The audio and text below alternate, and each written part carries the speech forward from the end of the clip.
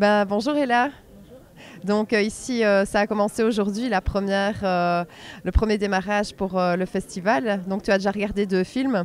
Là, on est dans un break, donc on va pas te prendre beaucoup de temps parce que j'imagine que c'est le moment d'un peu souffler et de boire un petit verre avant de recommencer pour le 3e film. Alors comme vous pouvez voir, je pense que Ella, c'est un visage bien connu, voilà, de la télévision. On a pu la suivre pendant plusieurs semaines pour koh. Alors en tout cas, moi j'ai regardé, donc je t'ai vraiment suivi depuis le début. C'était pas facile, hein, avec voilà. C'est vraiment très intense, très difficile, mais c'est une belle expérience où on en ressort vraiment grandi, donc je suis contente de la refaire. D'accord. Est-ce que tu peux nous donner peut-être quelques infos? Parce que entre ce qu'on peut voir à la TV et ce qui se passe vraiment, je suis sûre qu'à mon avis, il y a quand même un décalage, hein. Il y a un décalage parce que déjà quand les personnes regardent koh en général, soit ils sont avec leur popcorn ou ils mangent des choses et tout, alors que nous, on meurt clairement de faim parce qu'on ne mange vraiment rien du tout. Donc on dort par terre, il y a des rats qui nous passent au-dessus de la tête, on a vraiment, on vit dans des conditions extrêmes où il nous pleut tout le temps dessus, donc c'est vraiment c'est très très intense. Donc à ce niveau-là, il n'y a vraiment rien de caché. Après forcément, il faut bien, on est beaucoup de personnes et l'émission dure 1 heure, 1 heure et demie plus ou moins, et donc ils ne peuvent pas raconter 3 jours comme ils veulent, donc ils sont obligés de suivre un certain fil conducteur, et ça voilà, donc ça raconte peut-être pas tout, mais c'est normal, ça fait partie du jeu.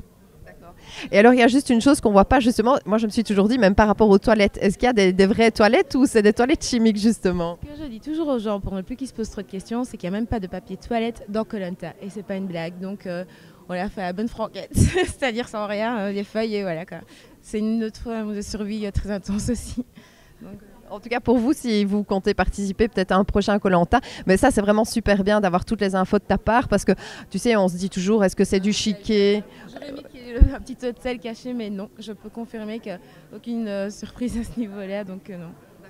La sortie koh, comment ça s'est passé pour toi? Et puis, on va en venir un petit peu pour tes projets ici pour 2012, alors.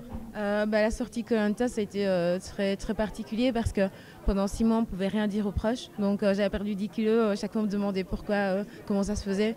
J'étais là, oui, c'est parce que je suis partie pour un projet humanitaire. Il fallait toujours trouver des excuses et tout. Et j'ai consacré cette période-là à faire mon stage pour terminer mon année. Puis voilà, donc puis différents projets et tout. Donc c'était une sortie un peu particulière. Puis après, il y a eu la diffusion où là, on pouvait en reparler. Et c'était assez particulier aussi de pouvoir exprimer ce qu'on a vécu.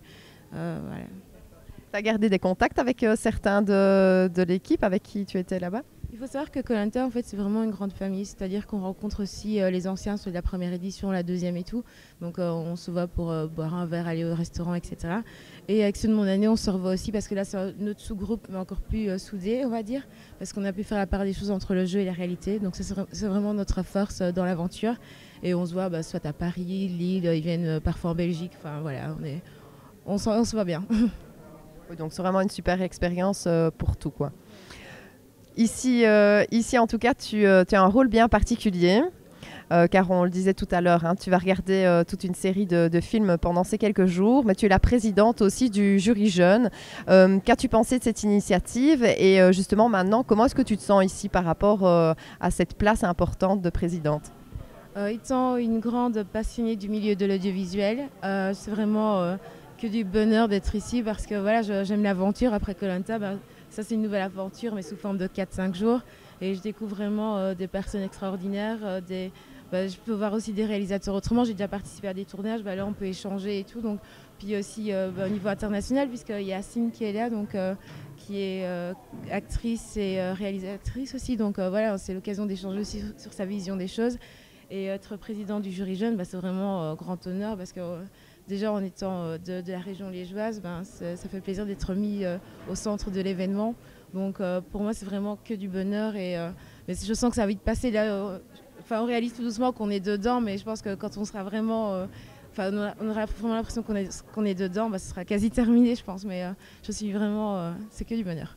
Ok, donc tu es d'accord, dimanche on se retrouve et comme ça tu nous donneras encore tes impressions alors pour clôturer le festival. Je pourrais dire beaucoup plus de choses à mon avis dimanche parce que là forcément je regarde les films, j'ai pas trop envie de faire des commentaires, je laisse la surprise, mais c'est clair qu'on se reverra et qu'il y aura vraiment des choses à dire. Ok, à juger, on se revoit dimanche alors Ella. Le rendez-vous.